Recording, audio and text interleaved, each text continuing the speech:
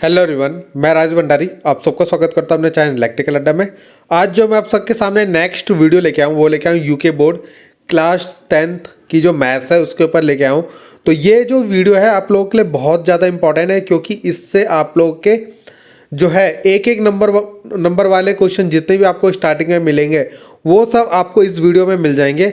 यही क्वेश्चन आपके हर साल आपके क्या होता है, रिपीट होते रहते हैं। तो इसलिए ये क्वेश्चन आप लोग जरूर करके जाना, ठीक है, क्योंकि बच्चों को सबसे ज़्यादा कन्फ्यूजन एक नंबर में ही होता है। ठीक है, वो बच्चे गलत करके आते हैं जिससे उनकी परसेंटेज फिर डाउन हो जाती है। ठीक है, तो एक नंबर वाले क्वेश्चन आप लोग के बिल्कुल सही जाने चाहिए। तो जैसा अगर हम इसमें देखें पहला क्वेश्चन कि इन दी फॉलोइंग इरेशनल नंबर कौन से हैं। ठीक है, तो आपको सबसे पहले इरेशनल नंबर अपरिमेय संख्याएं इनमें से कौन सी है। तो सबसे पहले आपको परिमेय पता होना चाहिए, यानी रैशनल पता होना चाहिए। तो परिमेय होती है जिसे हम पी अपॉन क्यू की फॉर्म में लिख सकते हैं, जैसे 2/1 3/4 है ना। ये इस तरीके से अगर हम लिख सकते हैं तो ये इसको हम क्या बोलते हैं, रैशनल नंबर यानी परिमेय संख्या। अपरिमेय कौन सा हो जाएगा, इरेशनल, जिसे नहीं लिख सकते। तो जैसे रूट ये है, ठीक है, तो ये इसका आंसर होगा इरेशनल नंबर का। ठीक है, अगर रूट 16 है तो इसको हम 4 लिख सकते हैं ना। 16 किसका स्क्वायर रूट होता है, 4 का, तो इसके नीचे हम 1 लगा सकते हैं।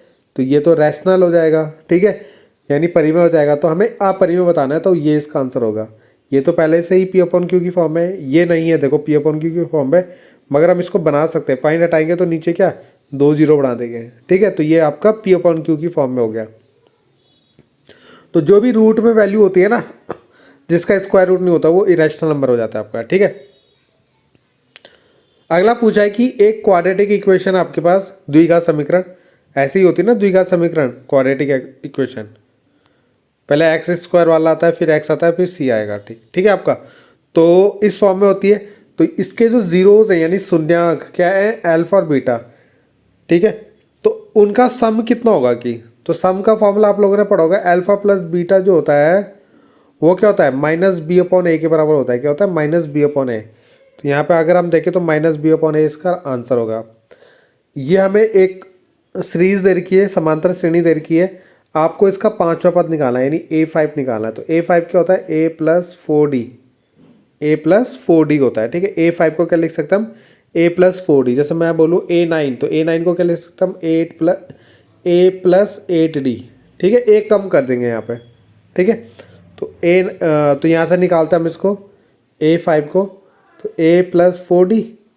तो ए कितना हमारा, ए होता है पहला टर्म, तो पहला कितना हमारा 10 4, और डी कितना आएगा बताओ। यहाँ पे डी हम कैसे करेंगे, दूसरे वाले में से पहले वाले को माइनस करेंगे, 7 में से 10 को माइनस करेंगे, तो कितना आएगा -3। ठीक है, तो यहाँ पे -3 लिख देंगे यहाँ पे। तो 10 जो 4 3 12, माइनस का 12, तो कितना आएगा, माइनस का 2। ठीक है, तो इसका जो आंसर होगा माइनस का 2 आंसर आ जाएगा। ठीक, अगला क्वेश्चन यहाँ पे पूछा गया है कि साइन थीटा और कॉस थीटा कब बराबर होता है। ठीक है, तो अगर आपको पीरियोडिक टेबल पता होगी तो पीरियोडिक टेबल में आपको पता है कि साइन और कॉस जो होते हैं 45 में आपके इक्वल होते हैं। ठीक है, उसके बाद coordinates of the following on the x axis. तो एक्स एक्सिस के कोऑर्डिनेट क्या हो सकते हैं। ठीक है, तो एक्स एक्सिस के कोऑर्डिनेट में y0 होता है। क्या होता है, y0 होता है। ठीक है, हमेशा याद रखना, एक्स अक्ष पर कोई भी बिंदु होंगे उसके निर्देशांक जो होंगे तो वहाँ पे y0 होगा। तो y0 कहाँ पे है, देखो पहले वाले पे। ठीक है, तो ये इसका आंसर हो जाएगा। अगला पूछा है कि द्विघात समीकरण दे रखी है आपको, ये के मूल बराबर हैं तो के का मान। तो जब भी मूल बराबर होते हैं तो उसके लिए क्या शर्त होती है, क्या कंडीशन होती है, 4ac = 0 होता है। ठीक है, तो यहाँ से अगर हम देखें तो a की वैल्यू अगर हम देखें यहाँ से इसके आगे 1 है ना, तो 1 आएगी। b की वैल्यू आ गई -6, और c की वैल्यू आ गई k, क्या आ गई k। ठीक है, इस इक्वेशन से निकाला मैंने, a की वैल्यू 1, b की वैल्यू -6, ठीक है, और c की वैल्यू k। तो यहाँ पे अगर हम रखेंगे b की वैल्यू -6 रखते हैं, -6 का स्क्वायर -4, a की वैल्यू कितनी है 1, और c की वैल्यू कितनी है k = 0। ठीक है, तो कितना आएगा, 6 6 जा 36 हो जाएगा, प्लस का और माइनस का 4k = 0। ठीक है, तो माइनस का 4k = प्लस का 36 हो जाएगा, तो माइनस का 36 बनेगा। ठीक है, उसके बाद ये माइनस से माइनस काट दो, 4 9 जा कितना होता है 36, तो k की वैल्यू कितनी आ गई यहाँ से 9 आ गई, कितनी आ गई 9। ठीक है, तो ये याद रखना जब भी समान इक्वल रूट्स होते हैं ना तो ये कंडीशन होती है b² - 4ac = 0। और यहाँ पे आपको इक्वेशन से a, b और c की वैल्यू निकाल के रख देनी है। ठीक है, तो इसका जो आंसर आया वो 9 आया। अगला जो क्वेश्चन है यहाँ पे, फॉर ए गिवन डेटा, ठीक है, मीन एंड मीडियन, जो मीन और मीडियन दे रखा है आपको, मीन और मीडियन जो दे रखा है, मीन आपका 12 है और मीडियन आपका 15 है, तो आपको मॉड निकालना है। ठीक है, तो मॉड का जो फॉर्मूला होता है, मॉड इक्वल टू हम लेते हैं यहाँ पे 3 मीडियन। ठीक है, मीडियन मतलब माध्यिका। ठीक है, माइनस आपका 2 मीन, तो क्या होगा 2 मीन आएगा यहाँ पे। ठीक है, तो 3 मीडियन की वैल्यू, मीन मतलब माध्य। ठीक है, तो मीडियन की वैल्यू कितनी है आपकी 15 -2 और मीन कितना है आपका 12 है ना, माध्य कितना है 12, तो कितना होगा 15 - 45 - 24। ठीक है, तो 45 में से 24 को माइनस करोगे तो 21 इसका आंसर आएगा। ठीक है, तो इसका पहला ऑप्शन इसका सही हो जाएगा। ठीक है, तो ये क्वेश्चन भी बहुत पूछा जाता है एग्जाम में। इसके बाद आपको इसका क्या करना है, 26 और 91 का क्या निकालना है, एचसीएफ निकालना है। ठीक है, और वो किससे, अभाज्य गुणनखंड विधि से। ठीक है, तो देखते हैं इसको।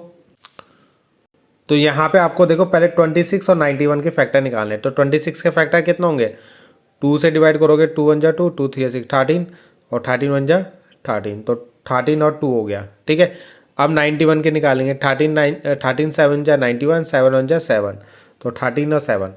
अब हमें एचसीएफ निकालना है। ठीक है, तो एचसीएफ के लिए देखते हैं हम कॉमन, क्या देखते हैं कॉमन।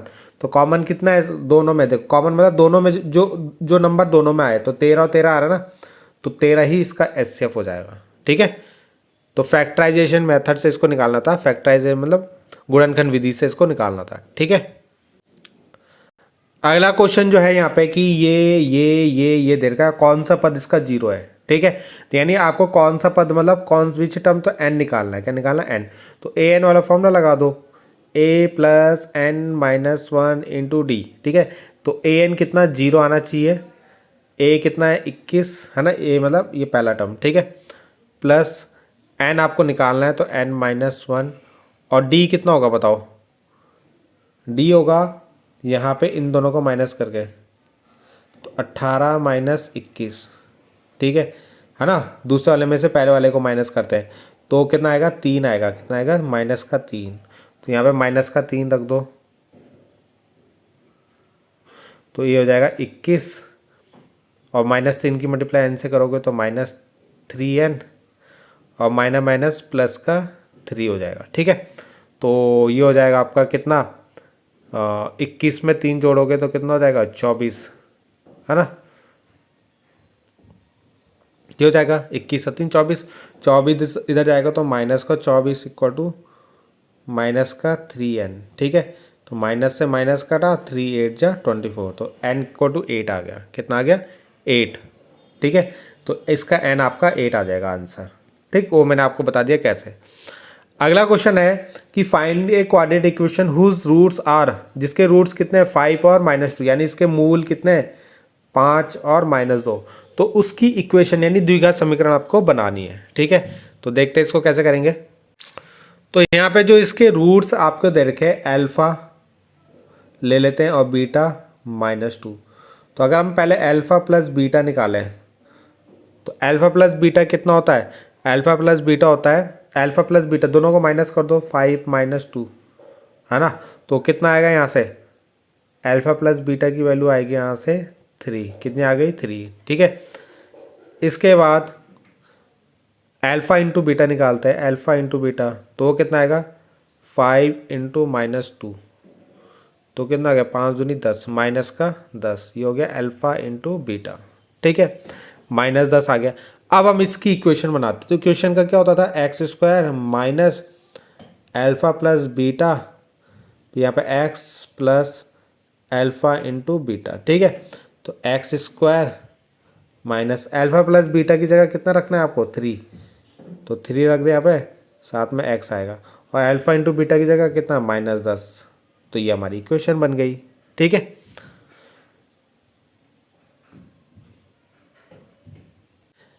इसके बाद जो अगला क्वेश्चन है कि sine 60 cos 60 plus cos 60 sine 60, ठीक है। तो इनकी वैल्यू रख देते हैं हम। साइन 60 की वैल्यू होती है √3/2, कितनी होती है? √3/2। कॉस 30 की वैल्यू कितनी होती है? कॉस 30 की वैल्यू होती है √3/2, ठीक है। उसके बाद कॉस 60 की वैल्यू, कॉस 60 की वैल्यू होती है 1/2, कितनी होती है? 1/2, ठीक है, कॉस 60 की वैल्यू। और उसके बाद साइन 30 की वैल्यू होती है, साइन 30 की वैल्यू भी 1/2 होती है, कितनी होती है? 1/2। तो अगर हम इसको देखें तो √3 और √3 की मल्टीप्लाई करेंगे तो ये 3 हो जाएगा, और 2 और 2 की मल्टीप्लाई करेंगे तो 4 हो जाएगा, प्लस 1 और 1 की मल्टीप्लाई करेंगे 1 2 2 जा 4, तो 4/4 हो जाएगा। तो 4/4 यानी 1 आएगा इसका आंसर, ठीक है। कितना आ जाएगा? 1, ठीक। तो ये अगला क्वेश्चन जो है ये बहुत ज़्यादा इंपॉर्टेंट क्वेश्चन है आप लोगों का, ठीक है। ये एग्जाम में आता ही आता है। तो यहाँ पे क्या है कि दो बिंदु हमारे पास, ये और ये, मान लो ये दो बिंदु है हमारे पास, ठीक है, ये और ये को जोड़ने वाले रेखाखंड को वाई अक्ष, ये जो वाई अक्ष है k/1 में, यानी k और 1 में डिवाइड करता है यहाँ पे, ठीक है। तो k का मान निकालना है। तो ये जो पॉइंट है इसको ले लेंगे हम 5, -6, और इसको लेंगे -1, -4, ठीक है। इन दोनों पॉइंट को डिवाइड करता है k और 1। तो कैसे करेंगे इसको? तो इसको करने का तरीका क्या है? ये हमारा m1 हो गया और ये हमारा m2 हो गया। तो अगर हम इसके फॉर्मूला देखें तो फॉर्मूला क्या होता था हमारा? फॉर्मूला यहाँ पे लिख देता हूँ मैं। इसका फॉर्मूला होता था, देखो y अक्ष के जो कोऑर्डिनेट होंगे 0, y लेंगे हम, ठीक है, 0, y जो बीच में है पॉइंट P, ठीक है, उसके लेंगे 0, y। क्यों लिया हमने 0, y? क्योंकि y अक्ष है, तो y अक्ष में x क्या होता है? 0 होता है, ठीक है। तो 0 और y लेंगे। यहाँ पे होगा formula m1x2 plus m2x1 plus m1 plus m2, ऐसी m1y2 प्लस m2y1 अपॉन में m1 प्लस m2, ठीक है। तो ये फॉर्मूला होता है, यहाँ पे हमें सारी वैल्यू रखनी है, ठीक। तो यहाँ से हम स्टार्ट करते हैं 0, m1 की वैल्यू कितनी है हमारी? k, तो k रखा हमने, इंटू x2 की वैल्यू कितनी है हमारी? -1, प्लस m2 है हमारा 1, अब y1 है हमारा कितना? सॉरी, x1 कितना है हमारा? 5, कितना है? 5 upon m1 plus m2, k plus 1, ठीक है। वैसे हम इतने से भी कर सकते हैं इसको, मगर पूरा निकाल के दिखा देता हूँ आपको। इसके बाद जो हम लेंगे यहाँ पे m1y2, m1 कितना है हमारा? k, और y2 कितना है हमारा? -4, प्लस m2 कितना है हमारा? 1, और y1 कितना हमारा? -6 अपॉन k प्लस 1, ठीक है। ये सारी वैल्यू मैंने यहाँ पे पुट कर दी। आपको केवल क्या करना है? 0 और इसको इक्वल रखना है, 0 = k। देखो k की मल्टीप्लाई -1 से करोगे तो माइनस का k आएगा, प्लस 5 अपॉन में k प्लस 1। k प्लस 1 की मल्टीप्लाई यहाँ 0 से करोगे तो 0 = -k प्लस 3 आएगा। तो माइनस का प्लस का 3 उधर जाएगा तो ये -3 = -k। तो माइनस से माइनस कटा, k = 3 आएगा आपका, ठीक है। तो ये इसका आंसर आ जाएगा आपका k = 3, ठीक है। तो वैसे ये 2 नंबर में आना चाहिए था आपका, यहाँ पे 1 नंबर में ये क्वेश्चन आया है। अगला यहाँ पे ये क्वेश्चन है, ठीक है। जो सेक है उसको हम क्या लिख सकते हैं? सेक को अगर हमें चेंज करना है तो क्या लिखते हैं? 1/cos। और tan को क्या लिखते हैं? sin/cos, ठीक है, ये लिख दिया हमने। और 1 माइनस साइन है, ठीक है, इतना ले लिया हमने। तो 1 plus sign a upon cos a, ठीक है, 1 माइनस साइन a, ठीक है।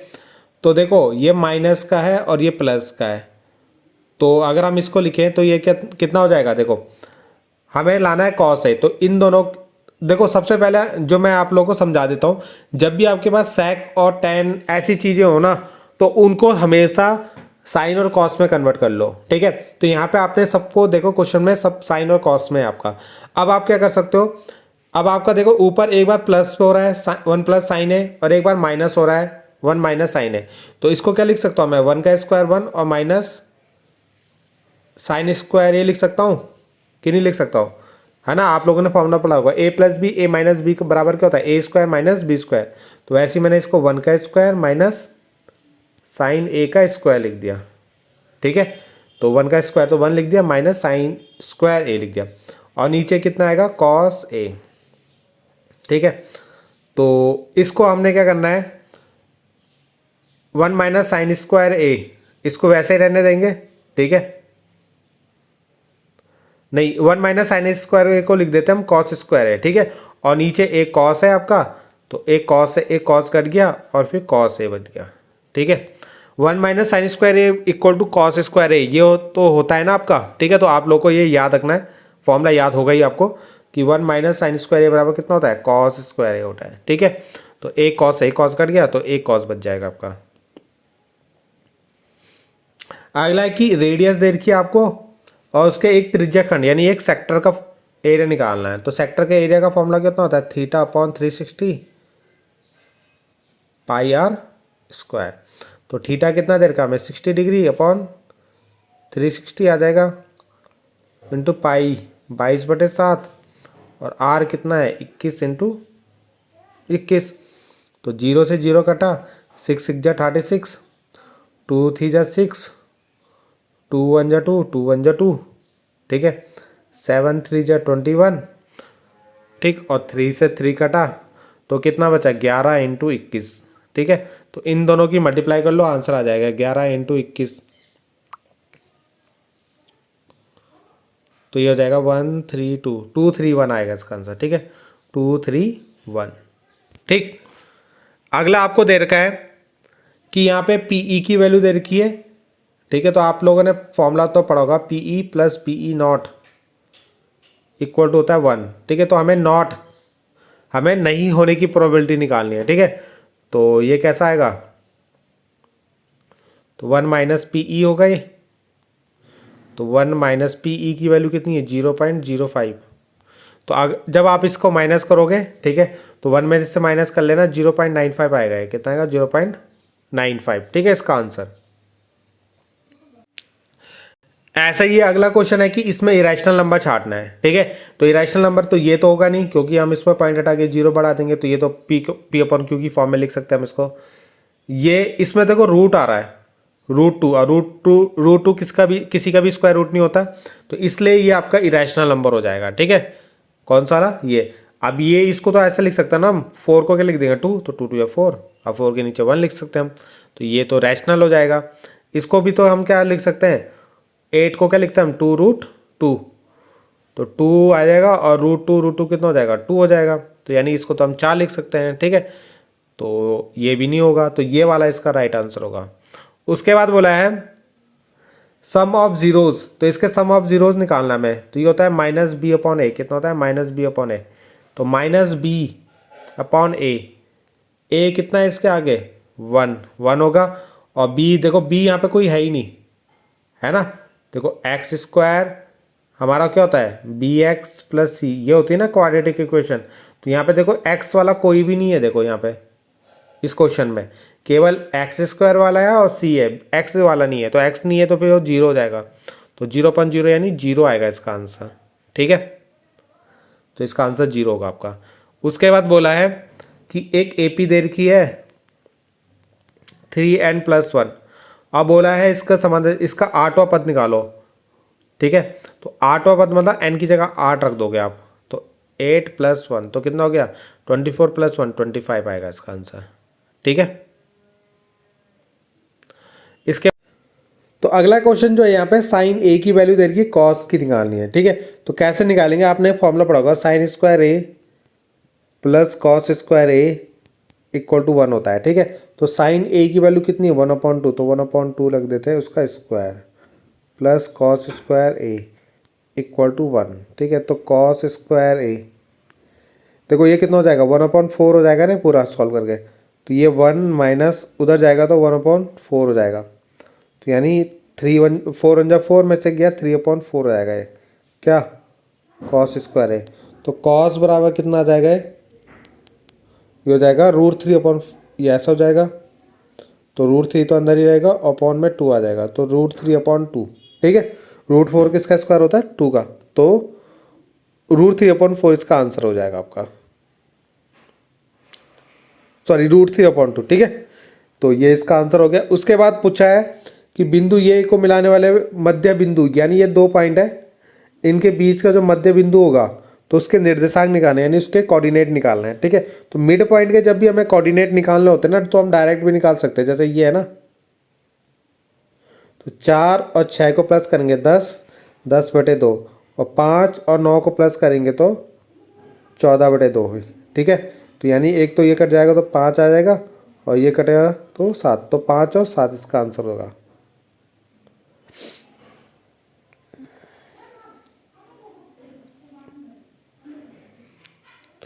अगला क्वेश्चन जो यहाँ पे है कि ये आपका एक इसका मूल दे रखा है, यानी एक रूट दे रखा है आपको। चलो हम अल्फा लेते हैं, अल्फा इक्वल टू 1 दे रखा है, तो के की वैल्यू निकालो, ठीक है। तो आपको पता है alpha plus beta equal to कितना होता है, B minus B upon A होता है। तो यहाँ पे अल्फा की वैल्यू 1 रखो, बीटा को बीटा रहने दो, और माइनस बी मतलब बी की जगह कितना है के, और ए की जगह कितना रखोगे 1, है ना, इसकी जगह 1 रखोगे, ठीक है। तो ये आप बना लो फर्स्ट इक्वेशन। ऐसी अल्फा इंटू बीटा होता है C/A। तो अल्फा की वैल्यू 1 रख लो, एक हमें दे रखा है ना, बीटा को बीटा रहने दो, C कितना है -6 और A कितना है 1, ठीक है। तो यहाँ से हमारा क्या आता है, बीटा इक्वल टू आ गया -6, कितना आ गया -6। इस बीटा की वैल्यू को जो फर्स्ट इक्वेशन है वहाँ पे रखो, तो 1 बीटा की जगह -6 इक्वल टू -k/1, ठीक है। तो ये कितना आएगा -5 -k, तो माइनस से माइनस कटा, k इक्वल टू 5, ठीक है। तो ये इसका आंसर हो जाएगा। अगला क्वेश्चन पूछा है कि एक डाई को फेंका गया, तो डाई में क्या क्या नंबर होते हैं, 1 2 3 4 5 6। तो probability of getting even number, तो इवन नंबर कितने हैं इसमें, 1 2 3, तो 3/6, तो यानी 1/2 इसका आंसर आएगा, ठीक है। ये क्वेश्चन भी बहुत बार एग्जाम में आता है, तो 1/2 इसका आंसर हो जाएगा आपका। इसके बाद है कि what will be the nature of the roots of the quadratic equation if ये, तो इसमें इक्वल रूट्स होंगे आपके, क्या होंगे, इक्वल रूट्स होंगे, यानी समान रूट्स होते हैं आपके, ठीक है। उसके बाद बोला है कि इसका एनवा पद याद करो, तो ए एन इक्वल टू क्या होता है, a + n-1 इंटू डी होता है ना। एनवा पद मतलब एन की जगह एन ही रखना है आपको, ठीक है। तो ए की जगह कितना आ जाएगा 2, प्लस एन को एन ही रखोगे, डी की जगह कितना आएगा बताओ, इनमें से डी निकालो, 4 - 2, तो कितना आएगा 2, तो 2, तो ये हो जाएगा 2 + 2n - 2, तो -2 से +2 कट गया, तो कितना आया 2n इसका आंसर होगा, ठीक है।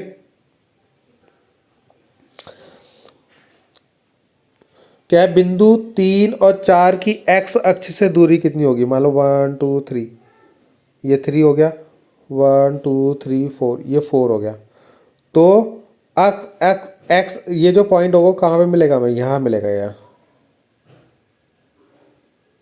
तो x अक्ष आपकी ये होती, इससे कितनी दूरी पे है ये, अगर आप देखो यहाँ से कितनी दूर है, x अक्ष से कितनी दूरी पे है ये, 4 है ना ये, तो ये भी कितना होगा 4, तो यानी x अक्ष से 4 दूरी पे है ये, x अक्ष से 4 डिस्टेंस पे है ये, ठीक है। अगला क्वेश्चन है कि एक सर्कल है जिसकी परिधि यानी सर्कमफ्रेंस दे रखा है 6 पाई, तो उसकी रेडियस कितनी होती है, तो 2πr होता है ना सर्कमफ्रेंस, ठीक है। तो कितनी देर की है सर्कमफ्रेंस उसकी 6 पाई, ठीक है। तो यहाँ से r निकाल लो, तो 2 पाई से कितनी बार कटेगा, 3 बार कटेगा, तो r इक्वल टू 3।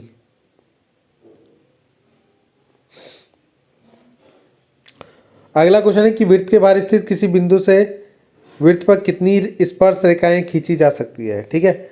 तो वृत्त के बाहर स्थित किसी बिंदु से वृत्त पर कितनी स्पर्श रेखाएं खींची जा सकती है, तो इन्फिनिटी होगा इसका आंसर। ठीक है, अगला क्वेश्चन है कि इन सब का माध्य निकालो। तो माध्य मतलब इन सबको जोड़ देना और 1 2 3 4 5 6 6 से डिवाइड कर देना। ठीक है, यहाँ पे जो है इसका मीडियन निकालना है। मीडियन कैसे निकालोगे, पहले तो इसको असेंडिंग ऑर्डर पे रखोगे। ठीक है, ठीक, तो फिर इसका मीडियन निकालेंगे। तो मीडियन कैसे निकालोगे, पहले आएगा कि तो कौन सा नंबर, तो यहाँ पे ये तो पहले से असेंडिंग ऑर्डर में है। ठीक है, तो पहले 14 15 16, देखो नंबर गिनो, 1 2 3 4 5 6 7 8 9, 9 है ना। तो ये जो बीच वाला नंबर होगा यही इसका मीडियन हो जाएगा। ठीक है, मीडियन मतलब जो बीच में नंबर होता है। ठीक है,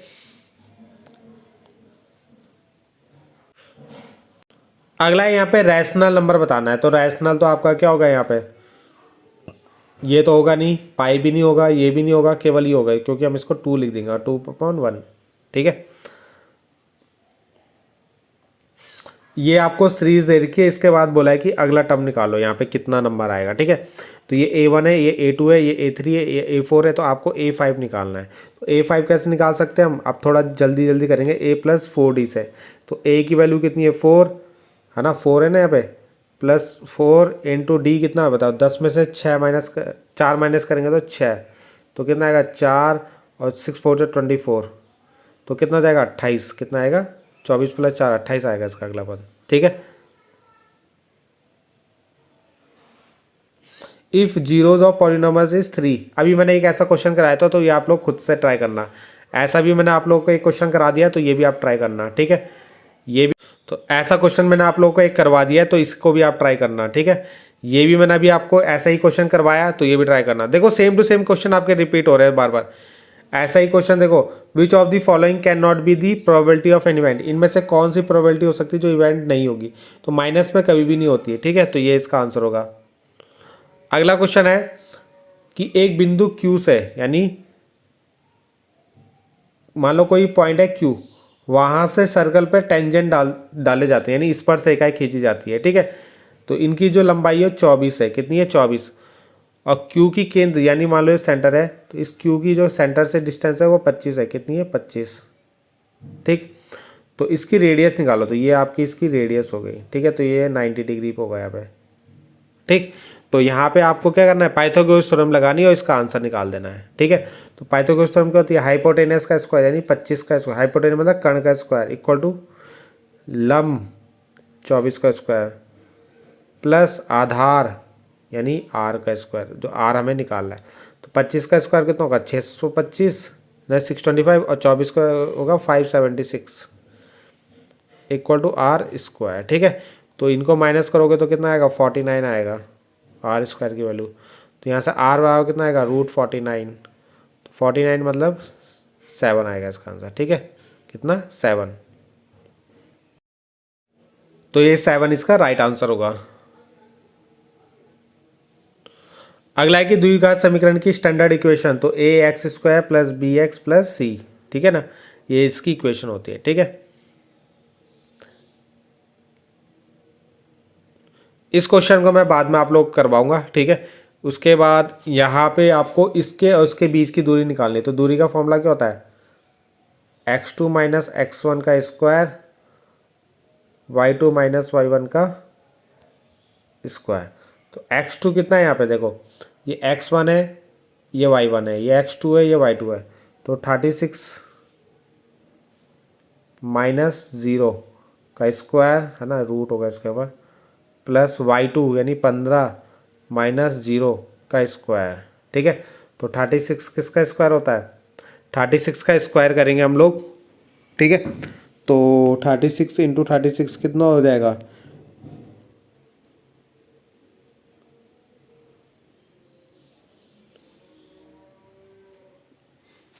6 9 2 1, तो ये आ जाएगा 1296। ठीक है, प्लस 15 का स्क्वायर 225। ठीक है, अब इन दोनों को प्लस करेंगे।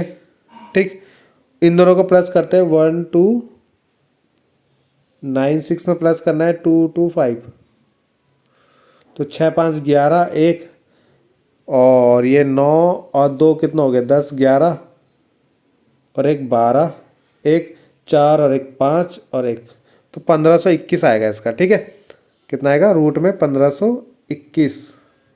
ठीक, तो उसके बाद इसको सॉल्व कर लेना आप लोग। ठीक है, इसके बाद जो अगला क्वेश्चन है आपका, उसके बाद जो ये अगला क्वेश्चन है कि 1 2 x 3 और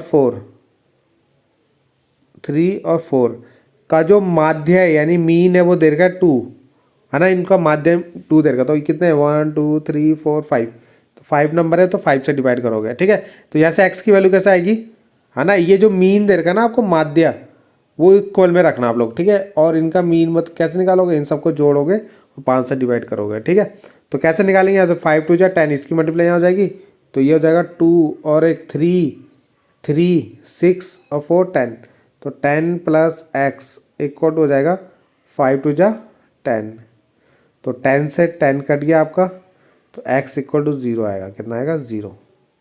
ठीक है, अगला है ये क्वेश्चन है आपका, तो यहाँ पे आपको 10th टर्म निकालना है। ठीक है, तो 10th टर्म कैसे निकालोगे, यहाँ पे n की जगह 10 रख दो बस, तो कितना हो जाएगा ये 10 दूनी 20 और 1 21। ठीक है, तो 21 इसका आंसर होगा। ऐसा क्वेश्चन मैंने आप लोगों को करवा दिया है, तो इसको आप लोग कर लेना। तो अगला क्वेश्चन जो है यहाँ पे शून्यांकों का योग यानी सम ऑफ जीरोस दे रखे हैं, यानी अल्फा प्लस बीटा की वैल्यू दे रखी है 0, और गुणनफल यानी अल्फा इंटू बीटा दे रखा है √5।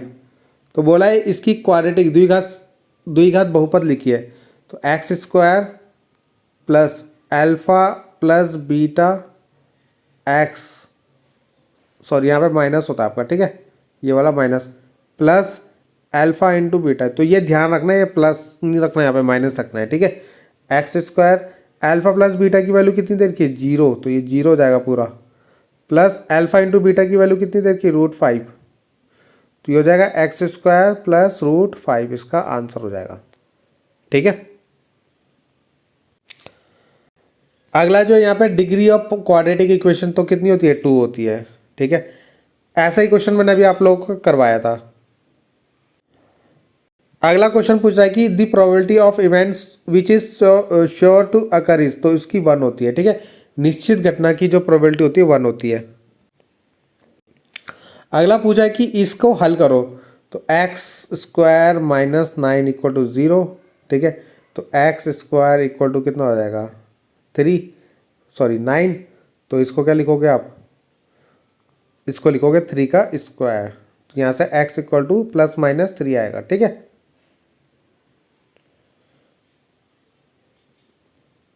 ऐसा ही क्वेश्चन आप लोगों को करवाया था अभी। ठीक है, तो इसको कर लेना। अगला है कि इनमें से कौन सी परिमेय संख्या नहीं है। ठीक है, तो यानी परिमेय मतलब रैशनल नंबर नहीं हो सकता है, तो ये 0, अगर आप मान लो आपका यही नीचे अगर 0 हो जाए तो ये रैशनल नंबर कभी भी नहीं होगा। ठीक है, तो इसका जो आंसर होगा कि P/Q एक परिमेय संख्या नहीं होगी यदि, यानी कब नहीं होगी रैशनल नंबर, जब ये 0 हो जाएगा। ठीक है, इसके बाद ये दिया है इसके शून्यांकों का गुणनफल यानी अल्फा इंटू बीटा कितना होगा, तो ये तो C/A होता है ना, तो C/A ये वाला। उसके बाद ऐसा क्वेश्चन मैंने अभी आपको निकाल के दिखाया, तो ये आप लोग कर लेना। sec 60 की वैल्यू आप लिख लेना।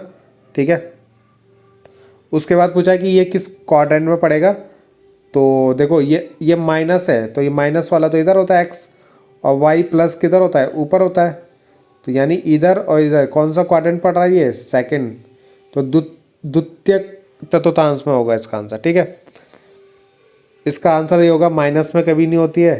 ठीक है, तो बाकी इतने ही क्वेश्चन थे इसमें। ठीक है, जो एक एक नंबर के जितने भी इंपॉर्टेंट क्वेश्चन थे वो मैंने आप लोगों को करवा दिए। ठीक है, तो इतने क्वेश्चन की आप लोग प्रैक्टिस कर लेना सही से। इसके बाद हम लॉन्ग क्वेश्चन जो होंगे उनकी भी प्रैक्टिस करेंगे धीरे धीरे। ठीक है, तो मिलते हैं नेक्स्ट वीडियो में। Thank you.